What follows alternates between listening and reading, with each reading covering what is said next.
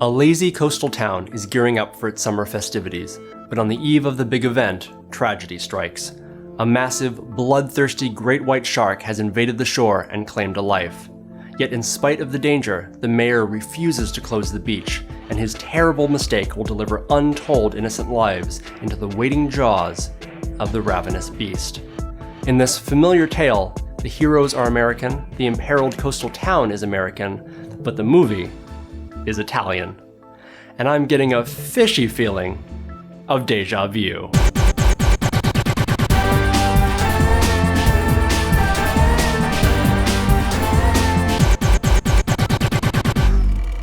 Back in 1975, when Universal Studios announced a summer release date for a killer shark film called Jaws, it was not a good sign. Summer was a cinematic graveyard, a dumping ground for films that distributors considered inferior.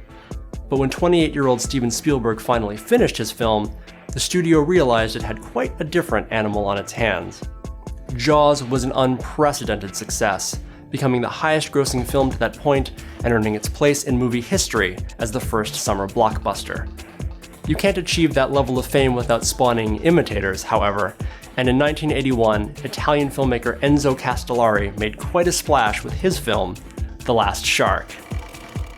The Last Shark follows local writer Peter Benton, whose name is strikingly similar to Jaws author Peter Benchley, as he investigates a shark attack on a local teenager just days before the big windsurf regatta. When the mayor refuses to cancel the event, Benton teams up with shark hunter Ron Hammer to find and destroy the killer great white. The Last Shark is one of many Italian tie-ins or variations on popular American films. Such films were common practice and often mandated by Italian producers. Filmmaker Luigi Cozzi once explained, "In Italy, when you bring a script to a producer, the first question he asks is not, 'What is your film like?' but 'What film is your film like?'"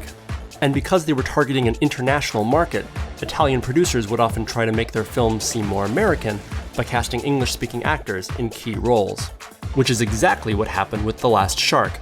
Director Castellari hired bankable American actors James Franciscus and Vic Morrow in the leads, and, in classic spaghetti western fashion, dubbed the Italian cast into English. The Last Shark is unquestionably a Jaws cash-in, but it's peppered with differences. And as the film runs a half-hour shorter than its model, it's forced to condense, rearrange, and jettison certain elements. Many of the changes relate to the film's characters. One notable difference is that the protagonist is merely a resident of the town rather than the police chief, and as such, he's not personally responsible for the safety of the other citizens. But perhaps the most striking character in The Last Shark is Mayor William Wells, who is vastly more sympathetic than his Jaws counterpart, Mayor Vaughn.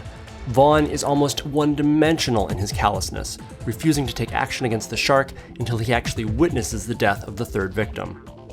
Mayor Wells, on the other hand, at least has the presence of mind to take some precautions, installing shark-proof netting, posting lookouts, and hiring a small fleet of armed men at the perimeter of the regatta. And by the end of the film, he even takes the responsibility upon himself and sets out on his own to kill the shark. Other characters, however, did not change so much. Take, for example, shark hunter Ron Hammer, who is crafted to look and sound so much like Quint from Jaws that it borders on the hilarious. But Castellari was not content to borrow solely from Jaws. Jaws 2 had been released just a couple of years prior, and that film also proved to be prime fishing ground for ideas. And so, like Jaws 2, a substantial amount of screen time is given to the local teenagers, secondary characters are accidentally cast adrift, and, in an unmistakable bit of cinematic larceny, the titular shark even takes on a helicopter. Believe it or not, The Last Shark was actually picked up for a theatrical release in the US under the title Great White. But as soon as Universal Studios caught wind of it, they filed a lawsuit, had the film pulled from theaters, and banned it from ever being released in America again.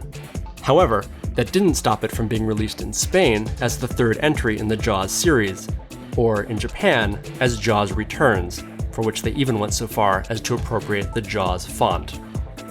At the end of the day, The Last Shark gives the impression of Jaws misremembered. It all seems so familiar, and yet not quite right, as if the same events were taking place in an alternate universe.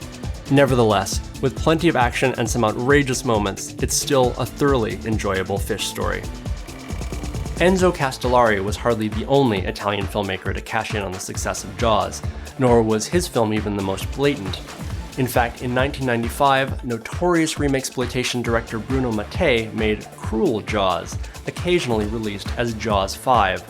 This one lifts all of its shark footage from other movies, not just from the Jaws series, which it does, but also from Castellari's The Last Shark, which is to say that it's a Jaws knockoff that pilfers from another Jaws knockoff.